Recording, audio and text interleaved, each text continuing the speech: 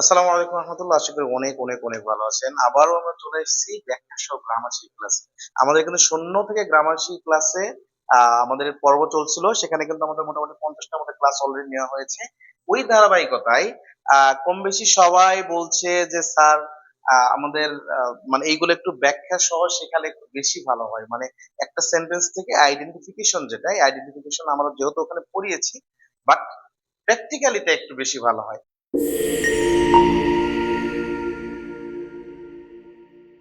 তার পূর্বে আমরা একটু এই জিনিসটা দেখে নিব।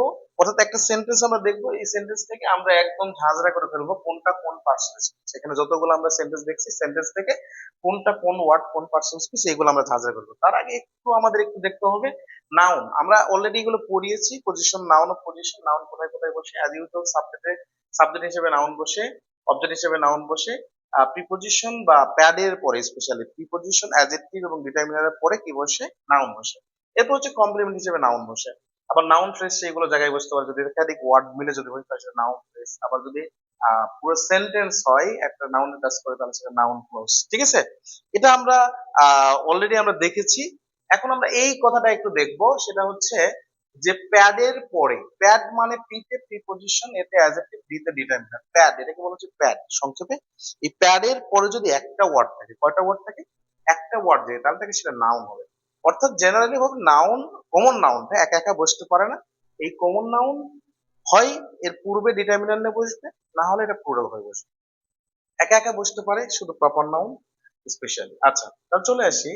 এখানে হচ্ছে কি, স্টুডেন্ট দেখেন একা বসছে, যেটা হচ্ছে ডিটারমিনার দা, এটা হচ্ছে ডিটারমিনার। এরপরে কি বসছে একটা ওয়ার্ড, সেটা হচ্ছে নাউন। ক্লিয়ার? এরপরে আসি, দেখেন অ্যাডজেক্টিভ, গুড। এরপরে একটা ওয়ার্ড বসছে কি, নাউন। কিন্তু অ্যাডজেক্টিভের পরে বা ডিটারমিনার বা প্যাডের পরে যদি তিনটা ওয়ার্ড বসে, কয়টা ওয়ার্ড বসে? তিনটা ওয়ার্ড বসে, তাহলে সেই ক্ষেত্রে প্রথমটা হচ্ছে অ্যাডভার্ব, তারপরেরটা হচ্ছে অ্যাডজেক্টিভ, তারপরেরটা হচ্ছে নাউন। যেমন আ ভেরি গুড স্টুডেন্ট। অর্থাৎ এখানে আমরা যেটা বোঝাতে চেয়েছি সেটা হচ্ছে, যদি প্যাডের পরে একটা ওয়ার্ড থাকে তাহলে সেটা নাউন, দুইটা ওয়ার্ড থাকলে সেটা হচ্ছে অ্যাডজেক্টিভ নাউন, তিনটা ওয়ার্ড থাকলে অ্যাডভার্ব অ্যাডজেক্টিভ নাউন। এটা 90% ক্ষেত্রে থাকবে, 10% আর ব্যতিক্রম আছে, সেগুলো আমরা পরে দেখবো। এতটুকু যদি আপনি বোঝেন, তাহলে এখানে আমি চলে আসবো এখন। দেখেন কোনটা কোন পার্টস অফ স্পিচ, ফুল এখান থেকে এই পর্যন্ত এটা একটা সেন্টেন্স। এখন আসি এটা কোন সেন্টেন্স। প্রথমত বিষয় হচ্ছে এটা যত ইজ আছে, মেন ভার্ব হিসেবে এখানে কাজ করেছে, সুতরাং এটা একটা ইনডেফিনিট টেন্স। কোন টেন্স? বি ভার্ব যদি মেন ভার্ব হিসেবে কাজ করে তাহলে তাকে বলা হয় ইনডেফিনিট টেন্স। কোন টেন্স বলা হয়? ইনডেফিনিট টেন্স বলা হয়। ওকে, তারপর আমরা আসি, যেহেতু অ্যাজ ইউজুয়াল আমরা এখানে আহ কি দেখতে পাচ্ছি না, কনজাংশন আছে, কনজাংশন আছে, সেটা আমরা পরে সিম্পল কমপ্লেক্স কম্পাউন্ড আমরা পরে আলোচনা করব। আমরা পার্টস অফ স্পিচ আমরা আলোচনা করি। এখানে ইট আছে, ইটটা সাবজেক্ট হিসেবে কাজ করছে। আমরা জানি হি শি ইট। যদি বেসিক ক্লাসগুলো করে থাকেন তাহলে খুব ভালো করে বুঝবেন যে হি শি ইট, এই যে ইটটা হচ্ছে প্রোনাউন। ইটটা কি প্রোনাউন? কোন প্রোনাউন? ইটটা হচ্ছে একটা পার্সোনাল প্রোনাউন। কি প্রোনাউন? পার্সোনাল প্রোনাউন, এবং সাবজেক্টিভ ফর্ম আছে। দ্বিতীয় নাম্বার এখানে হচ্ছে ইজ। ইজ হচ্ছে লিঙ্কিং ভার্ব। কি বলেন? লিঙ্কিং ভার্ব যখন মেন ভার্ব হিসেবে কাজ করে তখন তাকে বলা হয় কি, লিঙ্কিং ভার্ব। এ কি বলেন তো, এ এন্ড দি কে ডিটারমিনার বলা হয় কিনা? এ এন্ড দি ডিটারমিনার একটা অংশ কিনা? এ এন্ড দি আর্টিকেল, বাট এটা ডিটারমিনার একটা অংশ। ডিটারমিনারের পরে দুইটা ওয়ার্ড বসেছে, এই একটা এই একটা, তাহলে এটা কি বলেন তো? এটা হচ্ছে অ্যাডজেক্টিভ। এটা কি? এটা হচ্ছে নাউন। ক্লিয়ার? তাহলে এটা কি? Determiner, adjective, noun. দ্যাট কি বলেন তো? Conjunction. After many years, after preposition, many years. আচ্ছা, আমরা বলেছিলাম যে যেইগুলা আপনার পরিমাণ পরিমাপ বর্ণনা করে সেগুলো ডিটারমিনার, সংখ্যা বর্ণনা করে সেগুলো ডিটারমিনার। তাহলে এটা কি? ডিটারমিনার।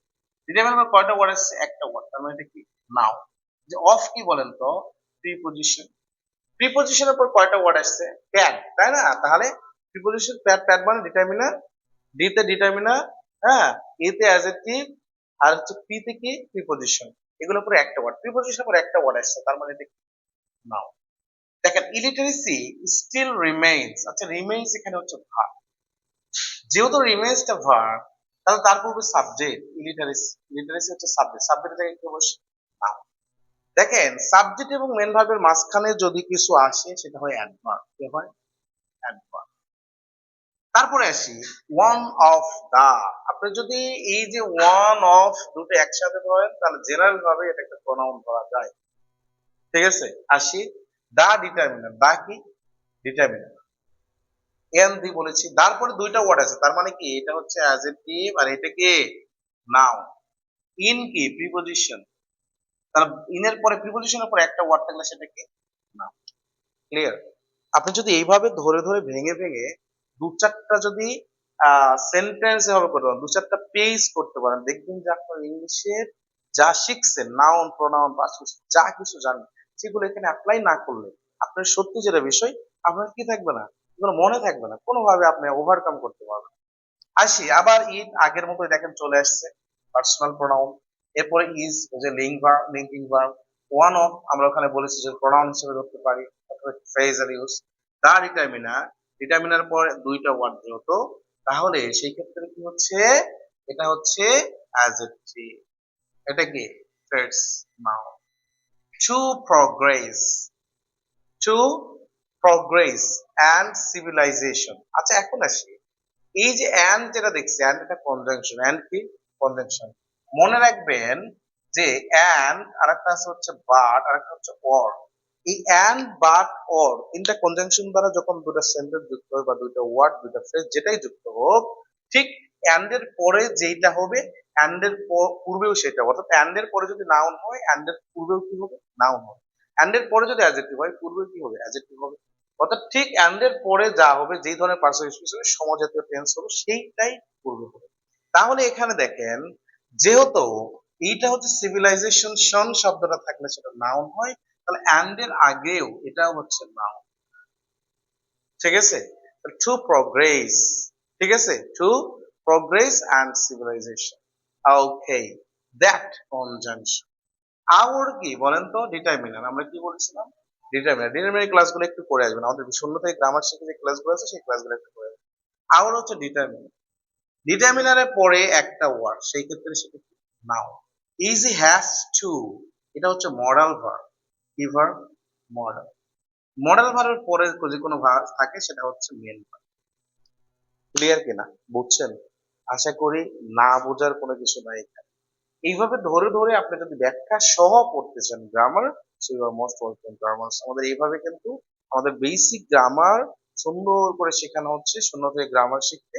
এখানে আপনি সুন্দর করে এইগুলা উইদাউট এনি কস্ট আপনি শিখতে পারতেছেন ইনশাআল্লাহ আজিজ। সো ভিডিও যদি ভালো লাগে অবশ্যই অবশ্যই শেয়ার দিয়ে কমেন্ট করে আমাদের পাশে থাকবেন। আর আমাদের অফলাইনে ব্যাচগুলো চলতেছে, অনলাইনে উইথিন শর্ট টাইম শুরু হয়ে যাচ্ছে ইনশাআল্লাহ। আমাদের আগেও ছিল অনলাইনে, আবার আবাসিক ব্যাচ শুরু হচ্ছে উইথিন শর্ট টাইম ইনশাআল্লাহ। সো সব কিছুর জন্যই আপনাদের অনেক অনেক স্বাগতম এবং আপনাদের আহ অবশ্যই সাপোর্ট আসে করে। সো আজকের মতো আমি ক্লাস এখানেই করছি। See you. আসসালামু আলাইকুম।